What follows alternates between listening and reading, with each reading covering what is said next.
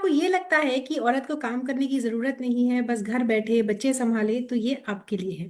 अल्लाह ताला ने कभी भी ये नहीं कहा है कि औरत काम नहीं कर सकती, औरत कमा नहीं सकती, औरत अर्न नहीं कर सकती। कुरान में ये कहीं पर भी लिखा नहीं हुआ है कि औरतों तुम कमाओ नहीं।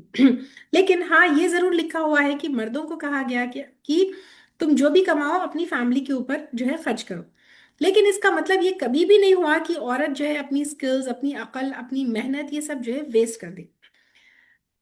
इससे भी ज्यादा इंपॉर्टेंट चीज ये एक है, जरा ये सोच कर देखिए कि अगर सोसाइटी में कोई फीमेल गायनेकोलॉजिस्ट ही नहीं होगी, तो अब ये सारे मर्द जो ये कहते हैं कि औरत को कमाने की जरूरत नहीं है, तो वो डिलीवरी के वक्त कहाँ पर अपनी बीवियों को लेकर जाएंगे।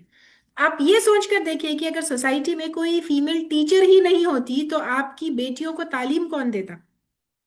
और सबसे सिंपल एक बात मैं बताऊं, जो मर्द ये कहते हैं या फिर जो जो लोग ये कहते हैं कि औरत को काम नहीं करना चाहिए, कमाना नहीं चाहिए, या घर के बाहर नहीं जाना चाहिए, तो सबसे पहले अपनी जरूरत देख लीजिए। आपकी घर में जो मेड आती है, तो अगर आपके घर में मेड आना बंद कर दे, तो फिर आपका क्या हाल होगा। तो जिन जिन की ये सोच है, मैं आपको ये बताना चाहती हूँ कि सोसाइटी तभी चलती है जब मर्द और औरत दोनों अपना हिस्सा, अपना कंट्रीब्यूशन सोसाइटी में डालते हैं। तो मर्द मर्द जिस तरह जो है काम करके अपना कंट्रीब्यूशन सोसाइटी में देते हैं, उसी तरह औरतों का भी काम करना, it's not just about money, it's about their contribution to the society. तो काम करना गुनाह नहीं है। नीयत अगर खोटी हो तो फिर काम किसी ना किसी तरह फितना बन जाता है।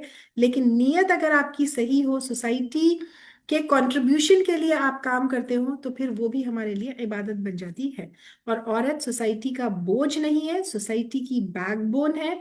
और सोसाइटी में कंट्रीब्यूशन, एक्चुअली मैं ये कहूंगी कि सोसाइटी को औरत की ज्यादा जरूरत है, बजाय इसके कि औरत को काम की जरूरत है या औरत को पैसे की या माल की जरूरत है।